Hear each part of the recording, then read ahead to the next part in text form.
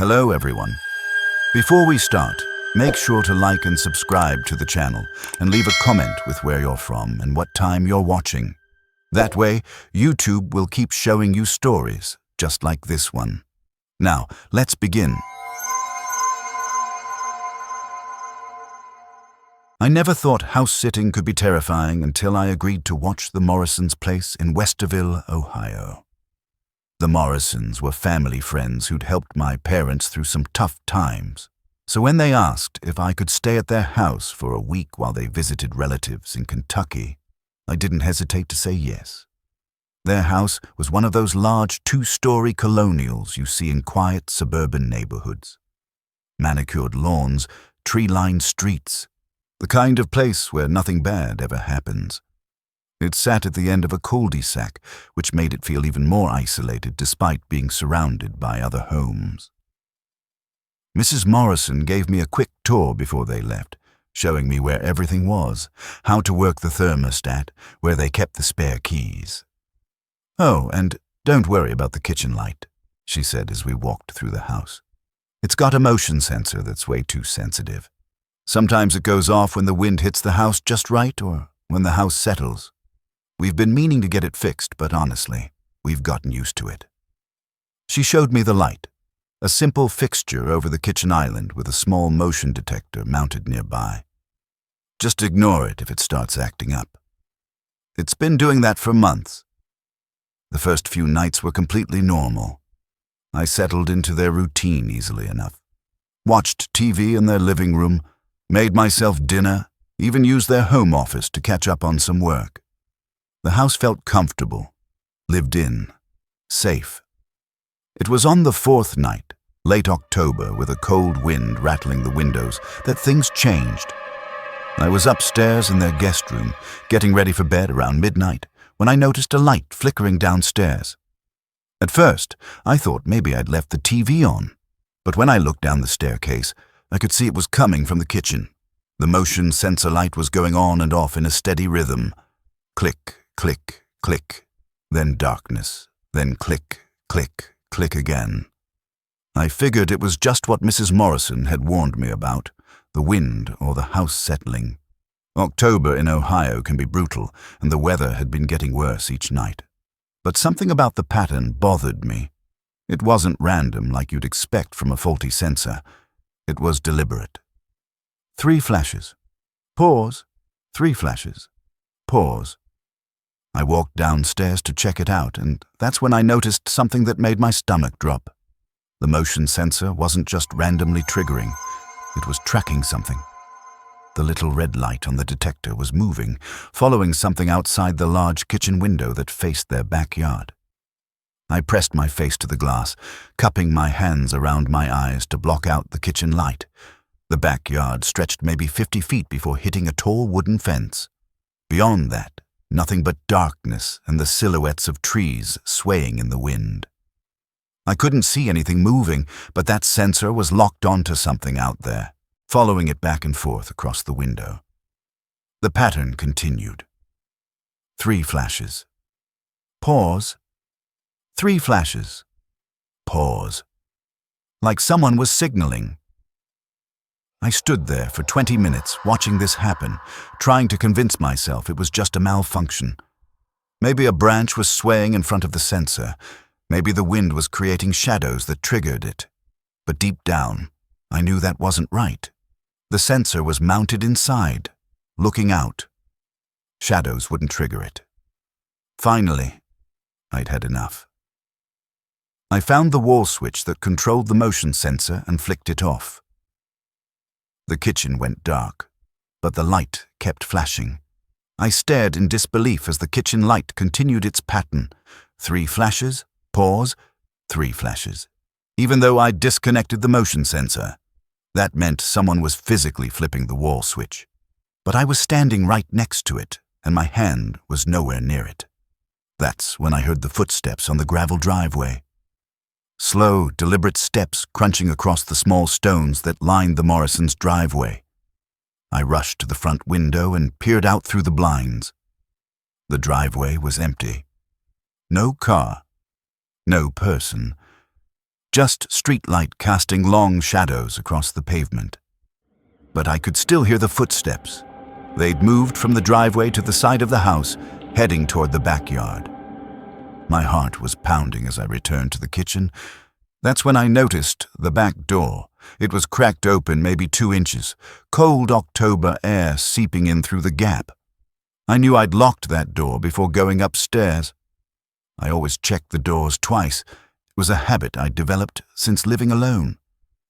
The light was still flashing. 3 times. Pause. 3 times. And now I could feel the cold air moving through the house, carrying with it the smell of wet leaves and something else. Something that reminded me of old clothes left too long in a damp basement. I grabbed my phone and called 911. My voice was shaking when I told the dispatcher there might be someone trying to break into the house. She told me to go upstairs, lock the bedroom door, and wait for the officers. I sat on the guest bed for what felt like hours, listening to those footsteps moving around the house. They'd stop at each window for a few minutes, then move on to the next one. Whoever it was, they were methodical, patient, like they were studying the house, learning its layout. When the police finally arrived, I heard car doors slamming and voices outside. I waited until one of the officers called up to me before coming downstairs. "We didn't find anyone," Officer Martinez told me as his partner finished checking the backyard with a flashlight.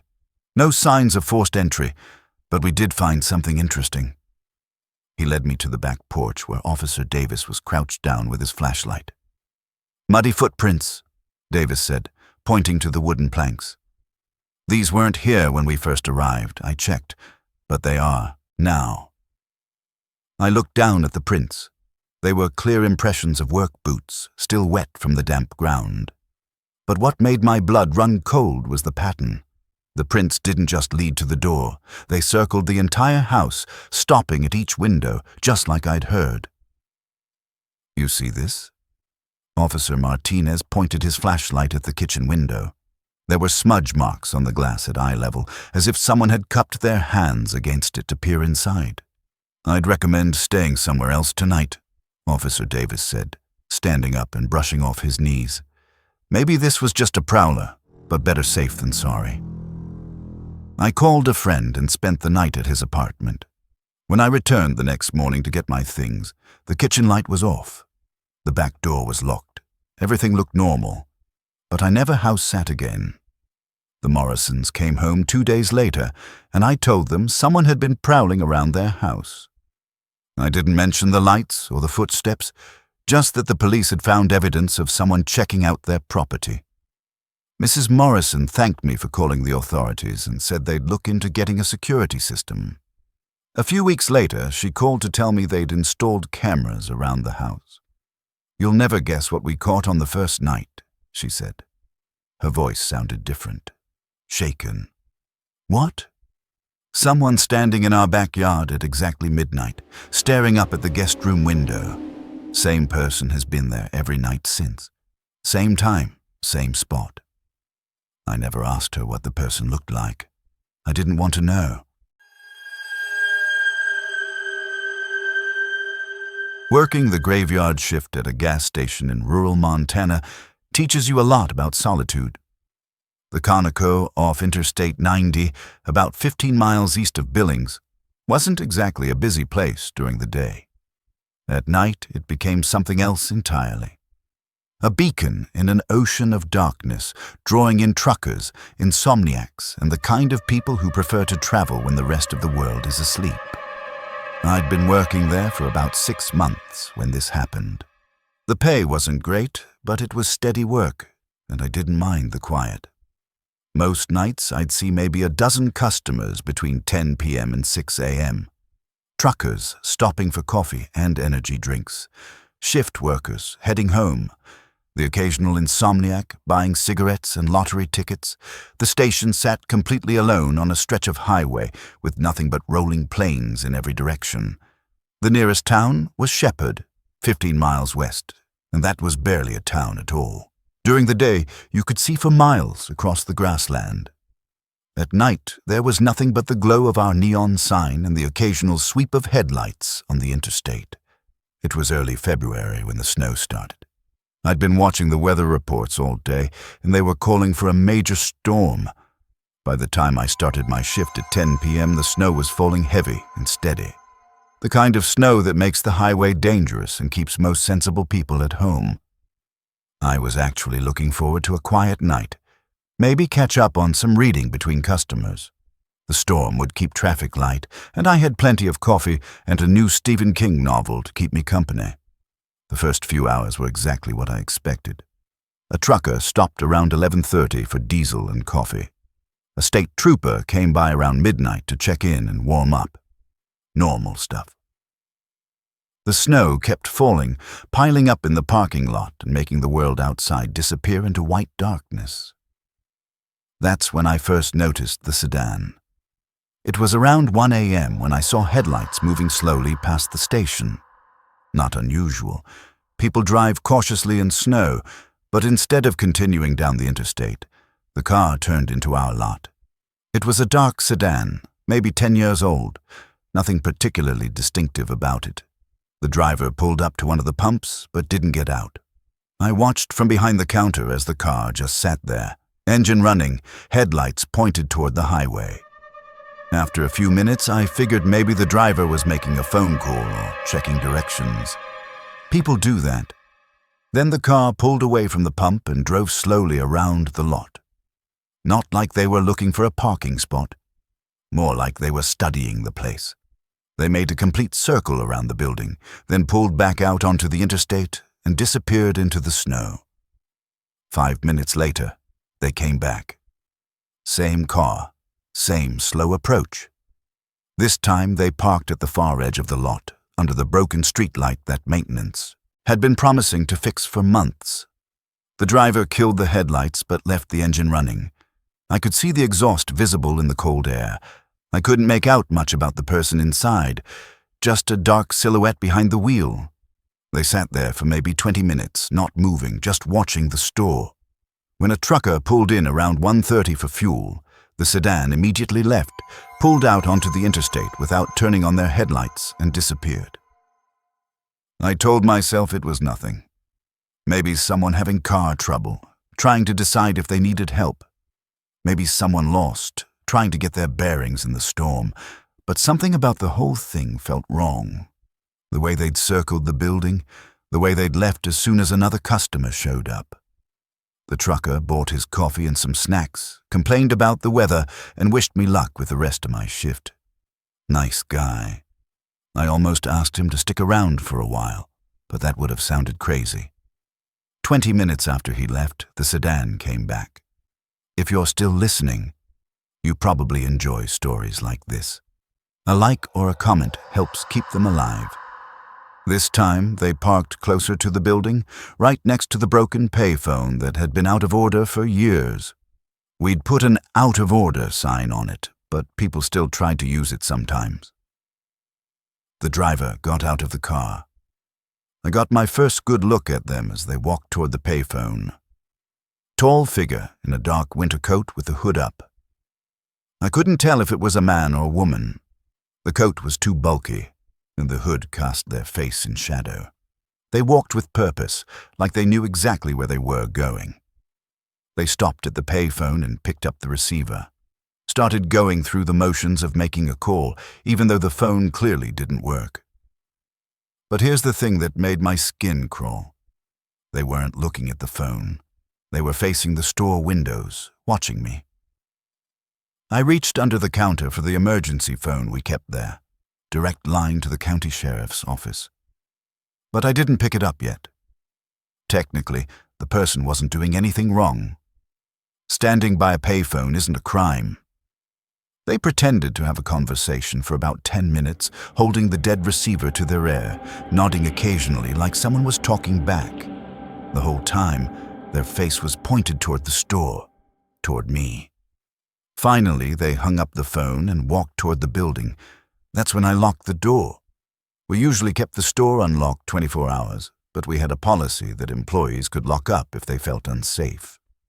The person in the coat noticed immediately when I flipped the deadbolt. They stopped walking and tilted their head, like a dog hearing an interesting sound. Then they walked right up to the glass door and tried the handle. When it didn't open, they cupped their hands against the glass and peered inside. I still couldn't see their face. Clearly, the hood created too much shadow, but I could feel their eyes on me. They stood there for at least 5 minutes, just staring. I picked up the emergency phone and called the sheriff's office, told them someone was acting suspiciously at the station, trying to get inside after I'd locked the door. The dispatcher said they'd send a deputy, but it would take at least 20 minutes in the snow. The figure heard me talking on the phone. They stepped back from the door and walked around the building. I watched them through the security monitors. We had cameras covering all sides of the station. They moved methodically, checking every window, testing the back door, looking for another way in. When they came back around to the front, they stood in the parking lot for a moment, just watching the building. Then they returned to their car and drove away. The deputy arrived about 30 minutes later. Nice guy named Officer Hendricks, who'd been patrolling the area for years. I told him what happened, and he took a look around the building, checking for any signs of tampering. "You did the right thing, locking up," he said. "Better safe than sorry, especially out here." We reviewed the security footage together. That's when things got really weird. The cameras had clearly recorded the sedan entering and leaving the lot multiple times. You could see the car, see the exhaust from the tailpipe, even see the footprints in the snow where the person had walked. But the person themselves appeared as nothing but a dark blur on every camera angle. "That's strange," Officer Hendricks said, rewinding the footage. "Camera must be having trouble focusing in the snow." But the cameras had no problem focusing on me inside the store or on the trucker who'd stopped by earlier. It was only the figure in the dark coat that appeared as an indistinct shadow. The deputy stayed until about 5 a.m., filling out paperwork and keeping me company. When the day shift employee arrived at 6, I was more than ready to go home. Sarah, the day shift worker, was unlocking her car when she called out to me. "Hey, whose car is that?" I looked where she was pointing. The dark sedan was parked at the far edge of the lot, in the same spot where it had waited earlier. Engine running, exhaust visible in the cold morning air. "I don't know," I said, "but they've been here all night." Officer Hendricks was still in the parking lot, writing his report in his patrol car. Sarah walked over and knocked on his window, pointing toward the sedan. The deputy drove over to check it out. As soon as his patrol car got within 50 feet, the sedan pulled away and disappeared down the interstate. I never worked another graveyard shift at that station. Found a day job in Billings within a week. But Sarah still works there, and she tells me that sedan shows up every few months. Always parks in the same spot. Always leaves when anyone approaches. The cameras still can't get a clear image of whoever's driving it.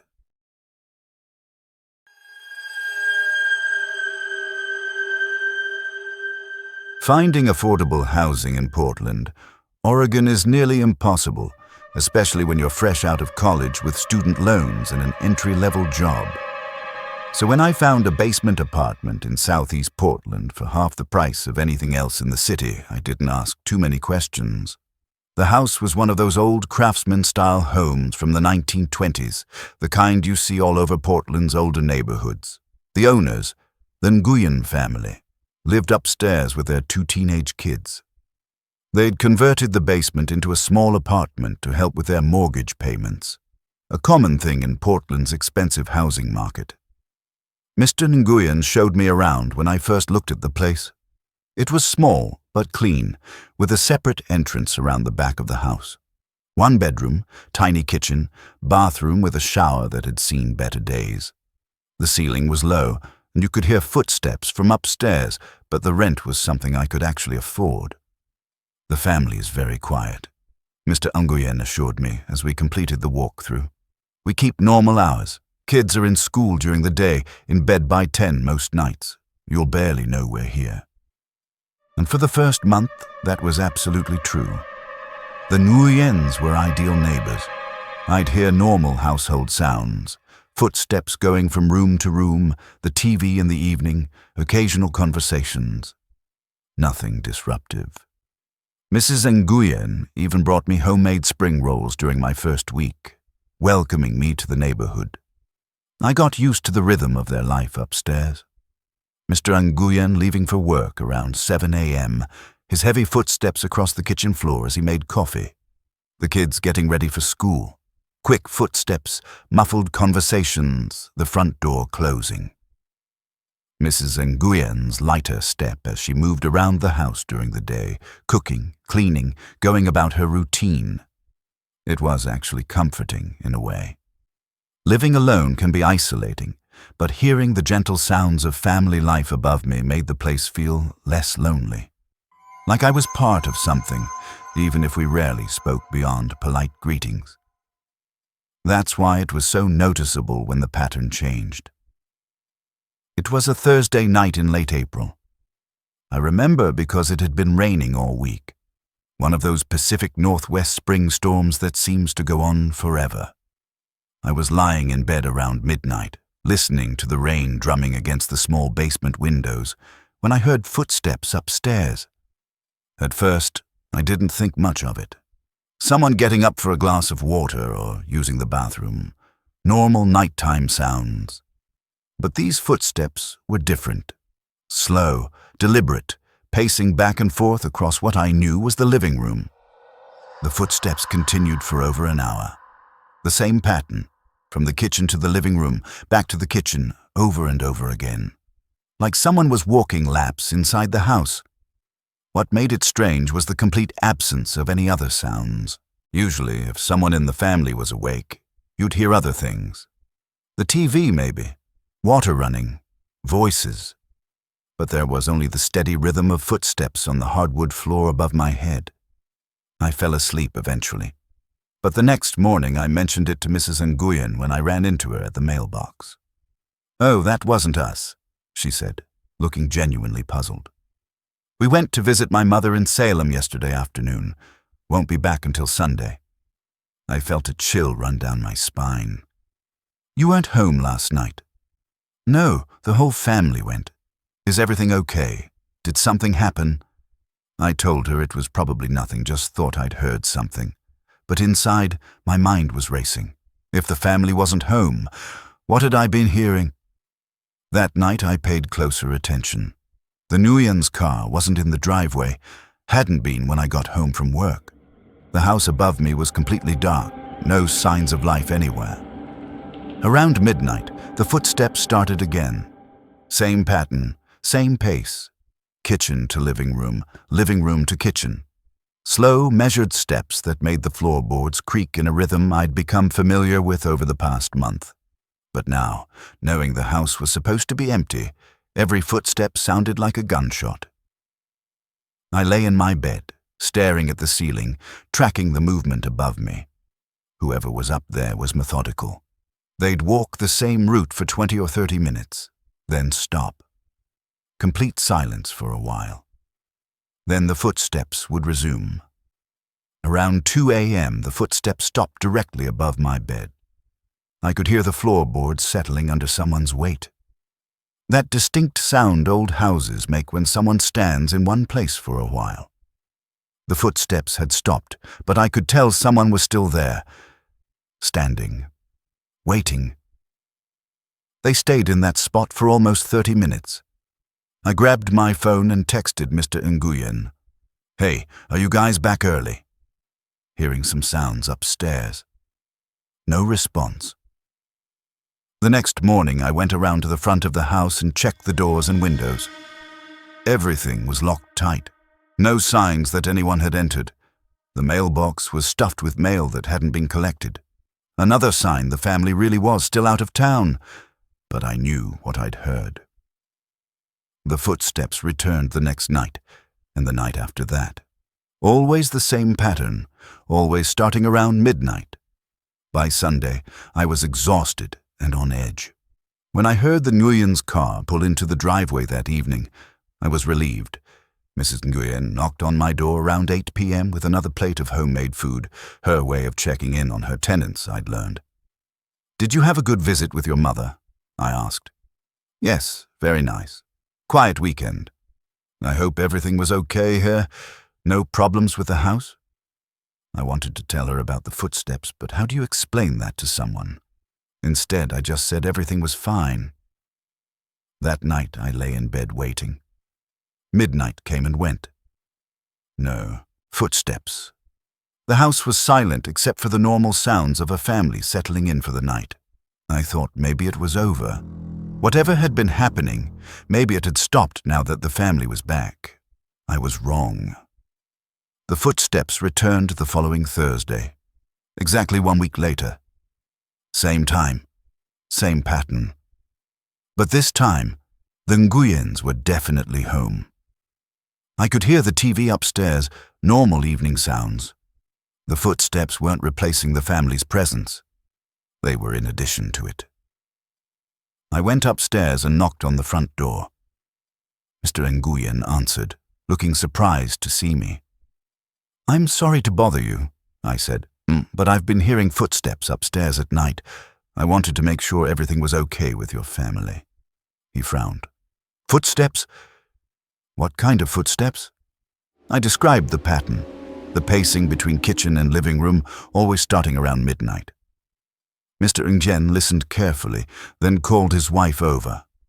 They spoke in Vietnamese for a few minutes. Then Mrs. Nguyen looked at me with concern. "We haven't heard anything unusual," she said. "And none of us walk around the house at night like that. We're all heavy sleepers." Mr. Nguyen suggested we check the house together. We walked through every room upstairs, kitchen, living room, bedrooms, even the attic. Everything looked normal. No signs of disturbance, no evidence that anyone had been walking around at night. "Maybe it's the house settling," Mrs. Nguyen suggested. "These old houses make strange sounds sometimes." But I knew the difference between a house settling and footsteps. I'd lived in old houses before. This was something else. The footsteps continued every Thursday night for the rest of the month I lived there. Always the same pattern, always the same time. I started recording them on my phone, but the audio never picked up anything clear, just vague, creaking sounds that could have been anything. I never found out what was causing them. When I moved out, using a job opportunity in Seattle as my excuse, the Nguyens were genuinely sorry to see me go. "You were such a quiet tenant," Mrs. Nguyen said as I loaded my car. "We barely knew you were here." I wondered if my replacement would hear the footsteps too, or if they were meant specifically for me. I never asked the Nguyens to let me know if their next tenant had any complaints about nighttime sounds. Some questions are better left unanswered.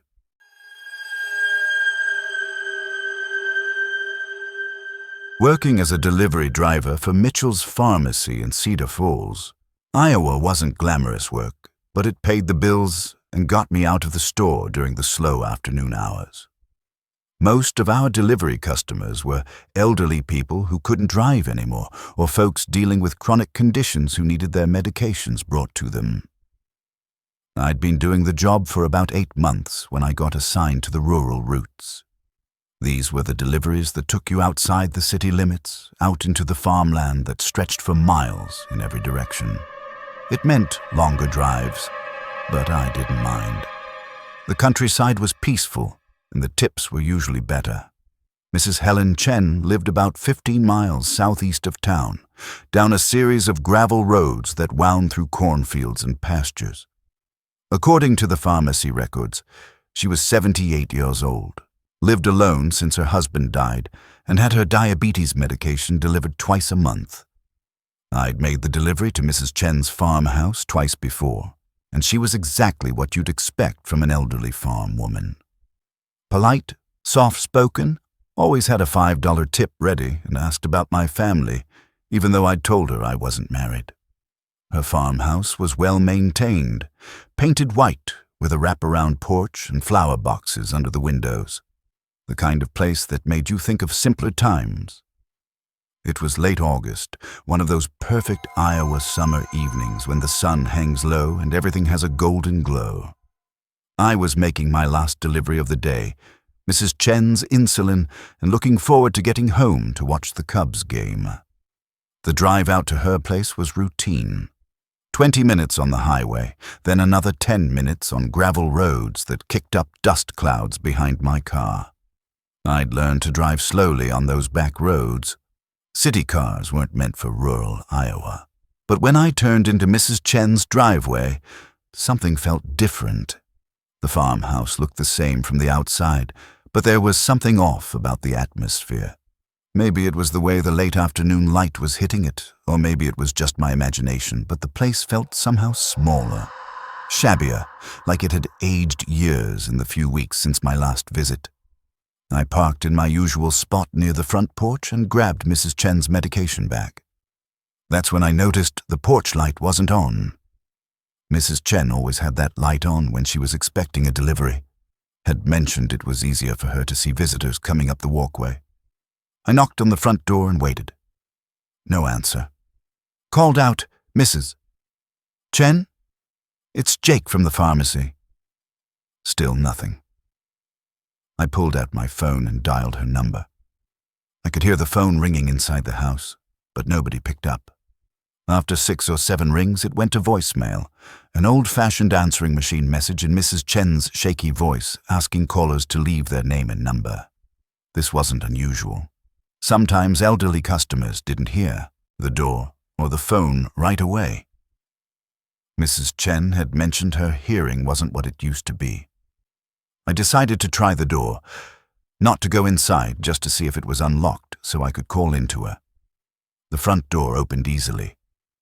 "Mrs. Chen," I called into the house. "It's Jake with your medication.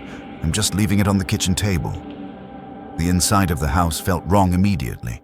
The air was stale with that musty smell you get in places that have been closed up for too long. And it was too quiet. Not just the absence of Mrs. Chen's voice, but the complete absence of any signs of recent life. I walked through the living room toward the kitchen, calling out as I went.